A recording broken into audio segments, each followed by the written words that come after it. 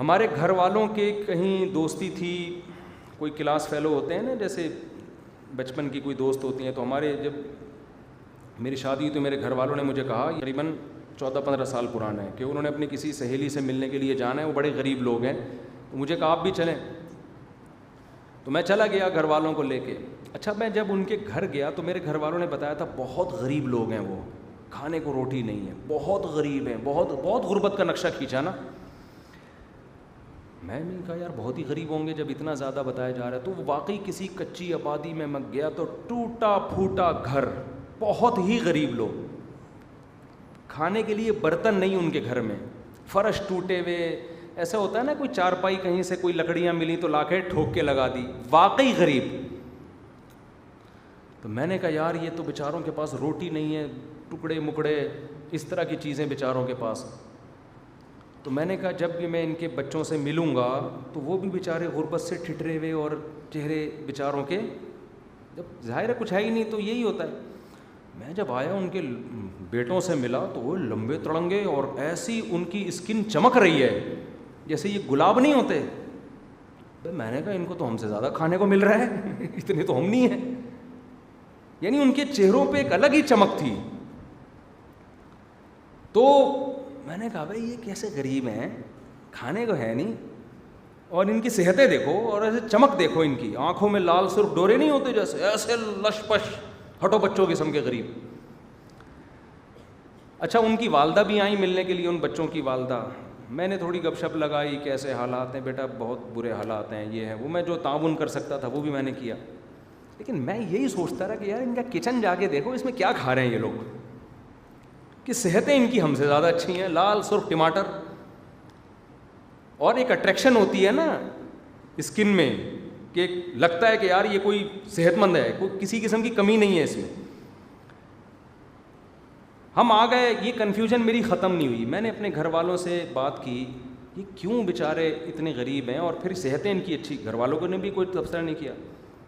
پھر ایک دن میرے گھر والوں نے کہا بھائی ان کے لیے نا کوئی کوکنگ آئل کا آپ انتظام کر دیں، بیچاروں کے پاس پکانے کے لیے تیل بھی نہیں ہوتا، غریب لوگ ہیں، کہیں سے کوئی ڈالڈا مالڈا خرید کے دے دیں ان کو۔ میں نے کہا کوکنگ آئل کا بھی انتظام نہیں ہے تو اب تک کھانا کیسے پک رہا ہے؟ میں نے کہا یہ بیچارے کیا کرتے ہیں، بقرعید کے دنوں میں چربیاں جمع کرتے ہیں لوگوں کے گھروں سے، جو چربی لوگ پھینک دیتے ہیں نا، تو یہ جمع کر کے اس کو پگھلا کے پورے سال کے لیے گھی تیار کرتے ہیں۔ میں نے کہا ہون پتہ چل سی یہ ہو رہا ہے، صحیح ہے نا۔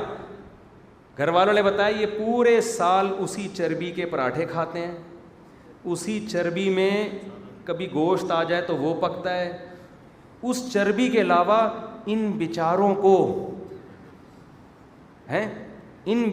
کو اس چربی کے علاوہ کھانے کو کچھ بھی نہیں ملتا۔ میں نے کہا یہ بیچارے نہیں ہیں، بیچارے ہم ہیں۔ سمجھتے ہو گے نہیں سمجھتے؟ اب تو آپ کے اچھے بھی سمجھیں گے انشاءاللہ۔ میں نے کہا یہ بیچارے نہیں ہیں، بیچارے کون ہیں؟ ہم ہیں۔ جب تھوڑے دنوں میں ہمیں شوگر ہو گئی ہے، جو ریووں میں گھوما کرتے ہیں، ٹھیک ہے نا، بیچارے ہم ہیں، یہ نہیں ہے بیچارے۔ اور ان سے بولو کہ ادھر ادھر سے کوکنگ آئل خریدنے کی بالکل بھی، زکوٰۃ کے کہیں سے پیسے آ بھی جائے نا، چربی خرید لینا اس سے۔ تو مجھے اندازہ ہو گیا بھائی جان یہ کمال کس کا ہے، یہ چربی کا کمال ہے۔ جانور جب کھاتا ہے نا گھاس پھوس، جتنے بھی منرلز ہیں اس کے فیٹ میں جا کے جمع ہوتے ہیں، وہ ایسی فارم میں جمع ہوتے ہیں، بہت جلدی جزو بدن بنتے ہیں، اور جتنے بھی آئل ہیں پکانے سے خراب ہوتے ہیں، چربی پکانے سے خراب نہیں ہوتی۔ تو میں آپ سے بھی کہتا ہوں غریب بن جاؤ، بقرعید کے دنوں میں آپ بھی چربیاں جمع کرنا شروع کر دو۔ دیکھو اللہ نے قرآن میں یہ بیان کیا کہ یہودیوں پر ان کے گناہوں کی وجہ سے ہم نے چربی حرام کر دی تھی، یہ قرآن میں ہے۔ وَحَرَّمْنَا عَلَيْهِمْ شُحُومَهُمَا إِلَّا مَا حَمَلَتْ ظُهُورُهُمَا أَوِ الْحَوَايَا أَوْ مَا اخْتَلَطَ بِعَظْمٍ۔ اللہ کہتے ہیں ہم نے یہودیوں کو گناہوں کی سزا کیا دی، ہم نے کہا جانور کا گوشت کھانا ہے، چربی نہیں کھا سکتے۔ تو آپ بتاؤ گناہوں کی وجہ سے جو چیز حرام ہوئی ہے وہ نعمت تھی یا نہیں تھی؟ کیا خیال ہے؟